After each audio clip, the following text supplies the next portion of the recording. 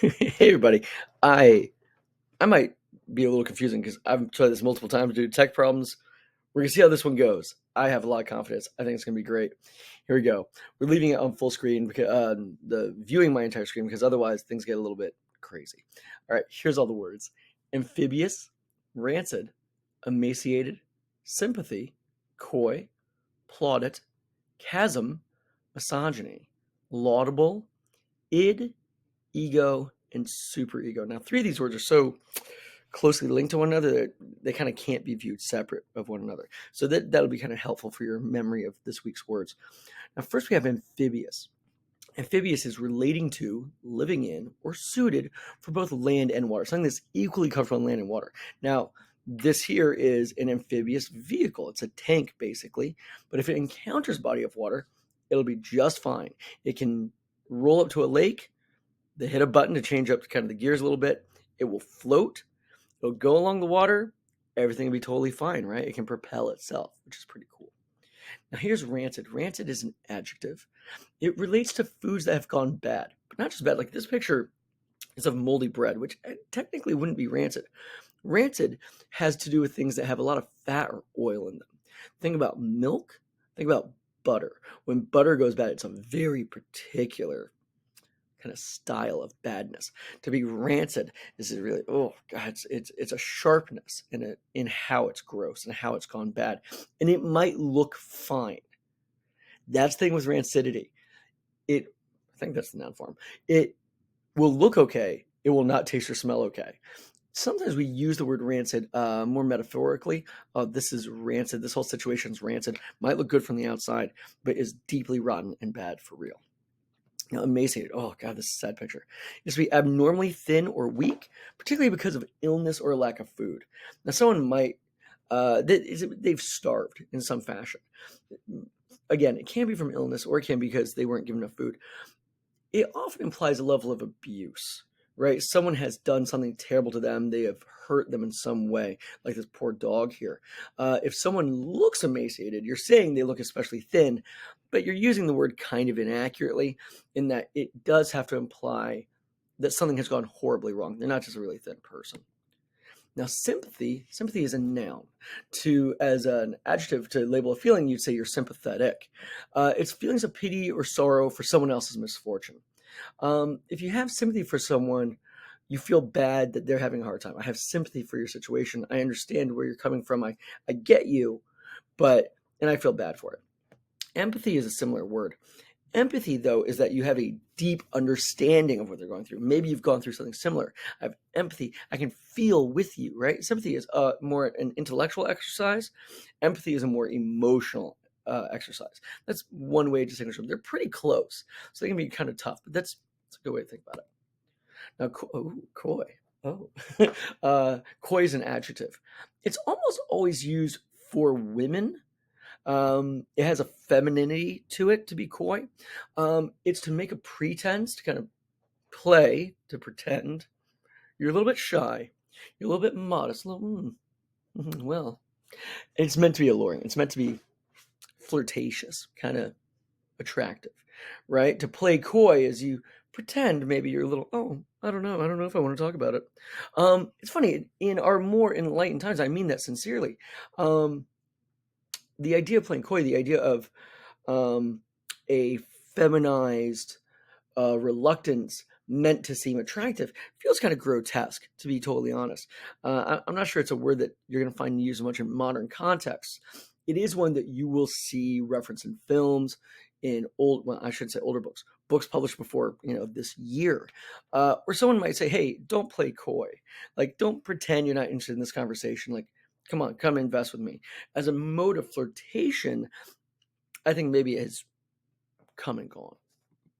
All right, applaudit. Applaudit is an expression of praise or approval. We often will say someone getting their plaudits. If someone gets their plaudit, they're finally getting the credit they deserve. So usually I feel like you see it in that kind of context. To get a plaudit, to receive a plaudit, you wouldn't just say, here's a plaudit. Right? It's not really, it doesn't make any sense. You're talking from a little bit of a reserve, a little bit of a distance, a little bit of a remove about someone getting praise. And well, credit, not just praise. They're getting, it's an honor that they deserve, that they have earned in some fashion. A chasm is a deep kind of gap, a canyon, a fissure in the earth, in rock. It's a big gap that exists, a split in them. Those in AP Lang may remember we read a quote by James Baldwin for our voice lessons, talking about a chasm existing between two brothers in their relationship. It's from Sonny's Blues. A chasm is usually caused by something. It's not naturally formed. Well, it's naturally formed, but it's not inherent to the thing. So like the Grand Canyon is a chasm, right? A river slowed through time, carved away, and made that. An earthquake could cause a sudden chasm, a split in what is there, right? That would be a chasm. Often it's used metaphorically, as it is in the James Baldwin quote, say, if there's a chasm, there's a crack, maybe in our relationship. There's a chasm between us and we cannot meet one another because of the chasm, the crack, the gap that now exists between us, right? There's a chasm here. A chasm is also generally used to say something much bigger than crack. Chasm implies a very large, very severe break and gap. Now, misogyny. We talk about misogyny a lot in my class. I'm sure in many of your classes you do if you're not in my class. It's an important subject. Misogyny is a noun. The adjective is misogynistic.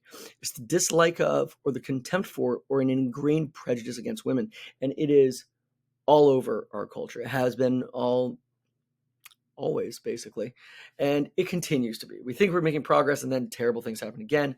There's the rise of these terrible online figures who preach a philosophy of misogyny, that women are meant to be subservient or whatever else. Really, really terrible stuff and poisonous. A scourge we should remove from society. When we're saying half of the population is lesser than, that's a problem. I shouldn't get started because I can go for a long time, and this is meant to be a short video. Come to my room and we'll talk about it a lot because this is a really poisonous thing. And we need to be on the lookout for misogyny.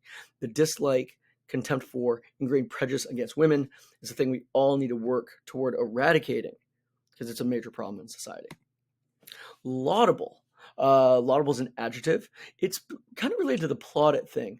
Laudable relates to an action or an idea or a goal that says that action, that idea, that goal is a good idea. It deserves praise, deserves commendation, not condemnation. That's a very different thing. If I laud something, which is the verb of it, if I laud something, I would say, hey, that's great. That's really good. That's a great idea. Usually it doesn't just mean like good, like, oh, let's go have dinner at this place. Oh yeah, that's a laudable idea. It's like, this is a dignified idea. This is an idea that like makes the world a better place in some way, right? They're laudable actions. They saved that person from the fire. They were a teacher who dedicated their career to the public. They were a firefighter who saved those people. Those are laudable actions. They're not just good. They're huge. They improve the world in some fashion. Now, here's where we're going to get to the three that relate. We're going to go through them real quick, and then we're going to go back. So id, ego, superego. These come from Freud, Sigmund Freud, who's kind of the father of psychotherapy and modern psychology.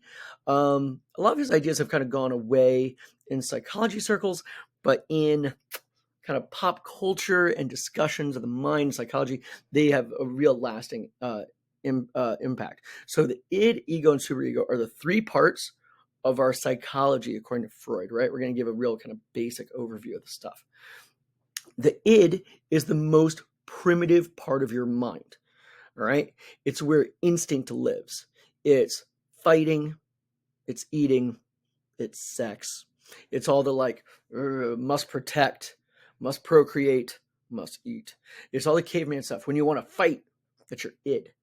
That's when you want to, like, you're feeling primal things. You're not even understanding. You're not thinking them. You're just feeling them. That's your id.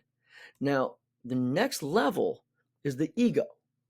Because the id kind of exists in the back of your head, so to speak, right? It's your brain stem. It's the lizard part of your brain telling you these things. Your ego, on the other hand, is your conscious mind. It's the thing that is what you're thinking about. It's me right now telling you all of this stuff. It's me trying to figure out how to explain these words. How will I make clear what I'm thinking? That's the ego. That's my personal identity. That which constitutes Rob Bowman is my ego. Hence, if someone's egotistical, they're concerned with their self, right? The ego is the self, the person that you think of as you. That's that portion of your mind. The superego is a more kind of a higher level of yourself.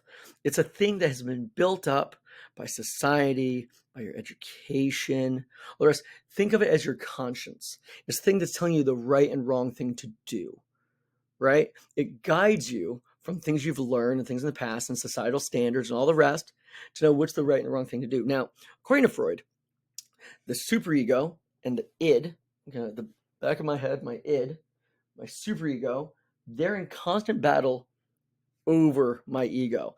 They're my conscience, the thing that tells me what's right to do, and the thing that tells me kind of rude things to do, my id, they're in constant battle against one another, and they are influencing my ego, trying to get me to act in certain ways, right? Trying to get me to do certain things.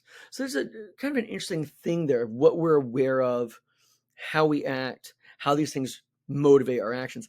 Again, these are ideas that are a little bit outdated. Most people would not, most serious like psychologists, things of that nature, would not give these ideas a whole lot of credit, but they're really foundational ideas for psychology, right? And we get into it some other time when we talk about literature and things like that, of Freudian theory of literature versus Jungian theory, which took over. A student of Freud's who kind of moved up and took over their ideas, started to kind of hold more sway. Now we're well past all these things. We're talking about over 100 years ago, and the science of psychology has progressed pretty quickly. So these ideas are a little bit outdated, more than a little bit, but they're still culturally significant and things you really need to know about. Now that is the end. That is 12 minutes on the nose, and those are the words for the week. I hope you have a great week. Good luck learning these words. See you soon.